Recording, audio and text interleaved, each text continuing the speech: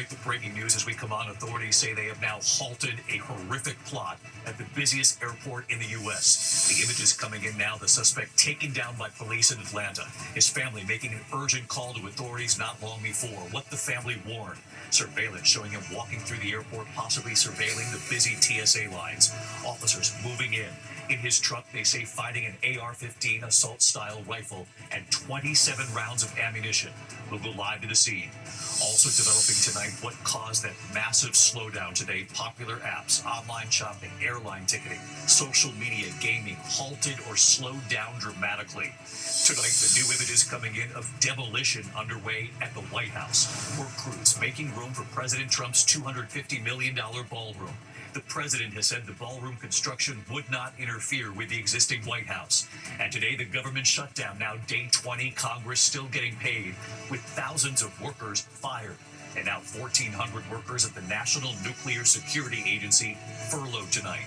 This evening, the brazen heist in broad daylight, dressed as construction workers at the Louvre in Paris. In the gallery for just 3 minutes, 50 seconds, and what they got away with. James Longman goes down the list. He's live in Paris. Tonight, the United Airlines passenger jet and the alarming images from inside the cockpit. The windshield shattering, the pilot cut and bleeding, making an emergency landing. The breaking headline involving former FBI Director James Comey tonight, the Trump foe charged by the Justice Department, and now Comey's new move in court late today. Tonight, a legal victory for President Trump in his move to send the National Guard into Portland, what we've learned. The former NFL star dying in police custody. Police say suffering a medical emergency after being arrested. In New York City, the disturbing discovery, a newborn baby girl found on a set of stairs at Penn Station during rush hour. They saved her, and they're now calling her the miracle on 34th Street. And the woman who used ChatGPT, artificial intelligence, to win the lottery, and how much she won. From ABC News World Headquarters in New York, this is World News Tonight with David Muir. Good evening, and it's great to have you with us here on a Monday night. We do begin tonight with the breaking news at the busiest airport here in the U.S., Hartsfield-Jackson Airport in Atlanta. Tonight, authorities say they moved in quickly to avert what could have been a horrific mass shooting, they say. The suspect's family alerting police a short time before the takedown. Surveillance video tonight showing the suspect walking through the airport. Authorities believe he may have been monitoring the busy TSA lines. The airport crowded with travelers. You can hear the suspect right there. Police body camera video showing the moment he's confronted by the officers, taken down. The suspect screaming as he's placed in handcuffs. Authorities say just outside the airport, they recovered an AR-15 assault-style rifle and 27 rounds of ammunition in his truck. Police believe he was scoping out the airport before going back out to his truck, where he had that weapon and ammunition. Faith Abube leading us off tonight. She's on the scene in Atlanta. Tonight, a potential mass shooting thwarted at the world's busiest airport during rush hour. This is the moment police say 49-year-old Billy Cagle enters Atlanta's Hartsfield-Jackson Airport with plans to open fire in the terminal. An assault rifle and 27 rounds of ammunition just steps away in his truck. I do believe that Mr. Cagle was headed back to his truck to retrieve it. And I do believe he's likely to use that weapon inside the crowded terminal that he had just seen. Police say this surveillance video shows Cagle parking that truck outside the packed terminal today around 9:30 a.m. Cagle walking inside, appearing to survey the TSA lines. He seemed to be very interested in the TSA check-in area, which you can see was heavily crowded with travelers. It's then that officers approached Cagle after police say they received a tip from the suspect's hometown more than an hour away. Cartersville Police Department was alerted by the family of Mr. Cagle that he was streaming on social media, that he was headed to the airport, in their words, to shoot it up. Officers immediately taking Cagle into custody right there in the terminal. Later searching that truck where police say they found an AR-15 style rifle and ammunition. 27 or more lives could have been lost today. This crisis, we're thankful to God and to good information and good intel and good people for this crisis being averted. And David, authorities flagging that family for flagging those basically what was or could have been a really difficult situation. In the meantime, the authorities are saying that suspect is a convicted felon with mental health issues, and tonight he is behind bars on multiple charges. David. Faith Abube leading us off here tonight. Faith, thank you. We're also following this major internet outage that affected daily life for millions of Americans today. The internet outage crippling websites, apps, services in the U.S. and around the world affected. Now, the problem was linked to Amazon Web Services. They do global data storage that so many of these companies rely on for their own services. So when it went down, a cascade of companies affected, popular apps, online shopping, airline ticketing, social media, gaming, all included. Tonight, they say the problem is fixed. So what was it? And they say it will take some time now to get up and running at proper speed for so many of these programs. Here's Matt Rivers tonight. Millions of businesses use Amazon Web Services to store their data and run their applications and services. We are constantly expanding our global network of AWS regions. So when Amazon reported a massive outage overnight, it sent shockwaves around the world. There was sort of a cascade of failures. Now it sort of takes a cascade to get everything working again. Amazon Web Services, or AWS, is essentially a massive cloud-based IT storage facility for businesses. The website Down Detector, which is a crowdsourced online outages tracker listing dozens of companies with reports of problems, from Venmo to Ring doorbell cameras to the Starbucks app. The outage reported at 3:11 a.m. Eastern Time. If you go to your banking website, you're trying to book airplane tickets on their website, or you're using a messaging app, all of those different companies are basically renting computers and services in one of these large data centers. Experts say that's the risk of running so much internet traffic through a single provider, and so many companies had issues today. Everything from ordering food from McDonald's to placing a bet on FanDuel to telling your friends about it on Snapchat. By 6:35 a.m. Eastern Time, Amazon reporting the underlying DNS issue has been fully mitigated. But outage reports for AWS continue this afternoon, according to Down Detector. Even once they fix some of those problems, there's going to be a big backlog, and there'll be errors that will take some time to get worked out. And David, that outage even causing ticketing issues for tonight's ALCS Game 7. That issue, though, resolved just before game time. David? Matt Rivers tonight. Matt, thank you. Tonight, Americans are getting their first look at demolition underway at the White House. Work crews making room for President Trump's $250 million ballroom. The president has said the ballroom construction would not interfere with existing White House structures. It comes on day 20, by the way, of the government shutdown. Congress still getting paid, with thousands of workers fired now. And tonight, 1,400 workers at the National Nuclear Security Agency have now been furloughed. Mary Bruce at the White House tonight. With the government now shut down for 20 days and the House out of session, tonight, activity of a different kind getting attention. Crews at the White House tearing down walls as construction on President Trump's vast new ballroom gets underway. Trump once promised the project wouldn't interfere with the current structure of the White House. It won't interfere with the current building. It'll be near it, but not touching it, and pays total respect to the existing building, which I'm the biggest fan of. Today, demolition began, bulldozers ripping away portions of the East Wing. The president holding an event inside, acknowledging the commotion. Right on the other side, you have a lot of construction going on, which you might hear periodically. Trump says the new ballroom will be 90,000 square feet, larger than the White House residence itself. It will hold 999 people and cost $250 million, which the president insists will come entirely from private donations. You'll have drinks, cocktails, everything on this floor, and then they'll say, "Welcome to dinner." You walk into the ballroom, Mr. Senators. The president only briefly addressing the government shutdown today as its ripple effects are spreading.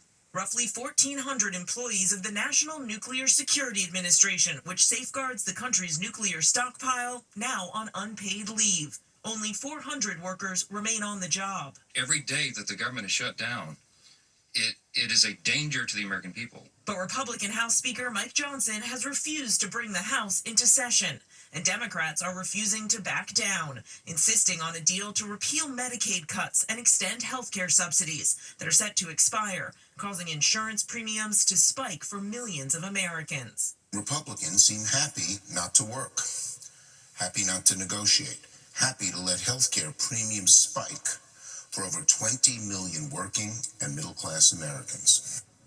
Now we've asked the White House how this demolition squares with the president's pledge not to interfere with the current structure, but so far, no response. David. Bruce, at the White House tonight, Mary, thank you. We turned out to the brazen heist in broad daylight at one of the most famous museums in the world, the Louvre in Paris. Thieves dressed as construction workers inside the gallery for just 3 minutes and 50 seconds. And what they got away with. James Longman standing by in Paris. The most famous museum in the world is a crime scene tonight as investigators hunt down 4 thieves who stole France's crown jewels in a stunning daylight heist. Officials say the gang struck shortly after opening Sunday. This is the busy road the thieves came down. Remember, we are right in the heart of Paris. They parked up here, placed that mechanical ladder up against the balcony, and you can see the broken window where they made entry. In less than 10 minutes, 2 of the men disguised as construction workers cut their way into the Apollo Gallery using power tools a few hundred yards from the Mona Lisa and raided some of France's most important crown jewels. Moments later, they were back on the ground, jumped on 2 waiting scooters and disappeared into Sunday morning traffic. 8 priceless items taken, including this elaborate brooch encrusted in more than 2,400 diamonds, sapphire, emerald and diamond jewels, all part of the 18th century Royal Napoleonic collection. But authorities say this professional job didn't go entirely to plan. They dropped the gold and diamond crown of Empress Eugenie, some 200 years old, on the street, causing severe damage. Also left behind their tools, a blowtorch, gloves and gasoline, all now in the hands of investigators hoping for DNA evidence. At the Ministry of Culture, where the beauty and heritage of France is on proud display, some difficult questions for the woman meant to keep French history safe. Madame la Ministre, James, the minister is clearing her desk to make sure there's nothing suspect. It's the desk where, in part, this investigation is ongoing. All the evidence points to organized crime, she tells me. This was a simple but spectacular operation. They spent just 3 minutes and 50 seconds in the gallery, but we can't rule out an inside job, she says. And David, authorities say the gang chose 9:30 a.m. because that is when the Louvre opens, it's when visitors are allowed in, and it's when, crucially, the intruder alarms are turned off. They made their way, you can see here in this footage, into the Apollo Gallery to lay their hands on those jewels, and the big fear is that the jewels will be broken down, the individual gems will be sold off, and these pieces of history will be lost for good. David. Really incredible. And as you say, in just 3 minutes, 50 seconds, James Longman live there with the Louvre right behind him. Now to the United Airlines passenger jet and the alarming images from inside the cockpit, the windshield shattering, the pilot cut and bleeding, making an emergency landing. It comes tonight amid multiple air scares, one overseas tonight, a plane off the runway and into the sea, striking a vehicle and killing 2. But we start with that United flight, and here's Gio Benitez. Tonight, a United Airlines flight forced to make an emergency landing after an object struck its windshield at 36,000 feet. Images first posted to social media by a transportation blogger appearing to show smashed glass and blood streaks on the pilot's arm. The Boeing 737 MAX 8 headed from Denver to LA Thursday morning, forced to make an emergency landing in Salt Lake City. The pilot making an announcement to the 134 passengers on board. He said, "The aircraft has collided with an object and a window in the cockpit has shattered. So we need to make an emergency landing." Officials say the pilot was treated by firefighters for a minor injury. It's still unclear what struck the aircraft, but investigators say the windscreen is being sent to NTSB laboratories for examination. And overseas, another terrifying incident, this one turning deadly. Video circulating online showing this Boeing 747 cargo plane partially submerged after it veered off the runway late Sunday, crashing through the perimeter fence and into the sea. Its left wing damaged, debris floating in the water. The plane traveling from Dubai and landing at Hong Kong International Airport when authorities say it hit a security vehicle with 2 airport workers inside, knocking it into the water.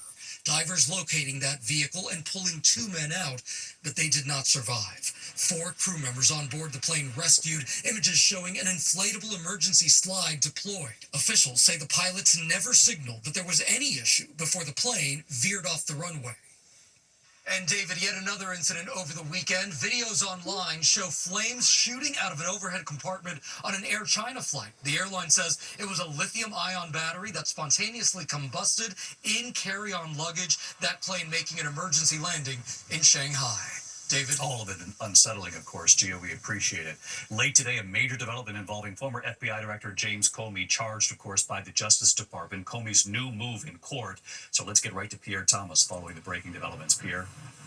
David, tonight the attorneys for James Comey are calling on the judge overseeing the case to dismiss the charges against him on grounds of vindictive and selective prosecution, declaring President Trump ordered the Department of Justice to prosecute Mr. Comey because of personal spite and because Mr. Comey has frequently criticized the president for his conduct in office. Comey's attorneys presenting a list of Trump's repeated attacks on Comey. They also cited Trump's hand-picked U.S. Attorney Lindsey Halligan, a former insurance attorney who has never prosecuted a case. Comey's attorneys calling Halligan's appointment unlawful, David. Pierre Thomas with us here tonight. Pierre, thank you. Meantime, tonight, a legal victory for President Trump and his move to deploy National Guard troops to Portland, Oregon. The Ninth Circuit Court of Appeals ruling the administration can deploy troops, overruling a lower court ban. When we come back on this Monday night in New York City, a newborn baby found on stairs at Penn Station during rush hour. They are calling her the Miracle on 34th Street tonight. Also, the ex-NFL star dying in police custody. They say suffering a medical emergency after being arrested. What we've learned. And tonight, the woman who used ChatGPT to win the lottery. How she did it and how much she won in a moment. Tonight, a former NFL star reportedly dying in police custody in Oakland, California. Police arresting 36-year-old Doug Martin on Saturday while responding to a break-in at a home. Authorities say he suffered a medical emergency before becoming unresponsive. Martin was an all-pro running back for the Tampa Bay Buccaneers and the Oakland Raiders as well. In New York City, a newborn baby girl was found wrapped in a blanket on the stairs at Penn Station during rush hour this morning. Police finding the infant at the bottom of a staircase leading to the subway. Officers rushing her to the hospital, saving her. They're calling her tonight the Miracle on 34th Street. When we come back here, the woman who used ChatGPT to win the lottery and how much she won. To the index of other news tonight, gas prices have fallen below $3 nationwide now. Gas Buddy reporting tonight the average price for a gallon of regular stands at $2.98 a gallon. That's the lowest point since the pandemic era prices of 2020. Tonight, a Michigan woman used ChatGPT to play the lottery, and she won. Tammy Carvey says while playing Powerball last month, instead of picking the numbers herself, she let ChatGPT pick them. ChatGPT. Asking for a set of Powerball numbers. Tammy matched 4 out of 5 winning numbers and the Powerball. She added a power play, boosting her winnings to $100,000. She plans to pay off her home, but 4 out of 5 numbers. She came close to winning the whole thing. I'll be talking to ChatGPT during the commercial break. When we come back here, homecoming across America, seniors on the football team and what they've done off the field. What a surprise. Finally tonight here, the high school seniors and their teachers. America Strong. Tonight, homecoming season is here, and so is their gratitude.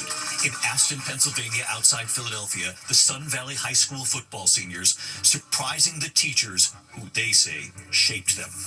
Wide receiver Caden Mortimer surprising his English teacher, Julie Malone. I would be honored to wear your jersey, Caden. Offensive lineman J.P. Griswold walking into his teacher's classroom, Mr. Passon. Giving my jersey for homecoming to a teacher who's impacted me throughout my high school career, and I don't think anyone more as my coach and teacher has than you. So, all right, man. There you go, dude. I appreciate it. And right here tonight, hey, David. Hi, David. Hi, David. What's up, David? Members of the Sun Valley High School football team, the seniors, on why they did it. I chose Mr. King because he would make learning fun every day, and I'll look forward to his class. She's always bright lights in my day. Like, I always trust her to help me if I need help with something. JP, who chose Mr. Passon. He's been my coach and my teacher for the past 4 years, and he's been a real big influence on me. Ryder Strickland. She's been my mentor for the past 4 years, and I always look forward to going to the class. And joining us too, Hey, David. the teachers who made a difference and who were not forgotten. Mr. Lopez. To me, getting Steven's jersey it meant the world to me. It's reassuring to know that I can be there for someone whenever they need it. Miss Shallow. He actually said, you sparkle up my day, and that made me feel really great because that means that I did make an impact, and that really is so special to me. And Mrs. Melichevsky. It really meant the world to me. You don't really know how much you're impacting their lives until something like that happens. Well, we love this tradition, and it's spreading Sun Valley High School and beyond. I'll see you tomorrow. Good night.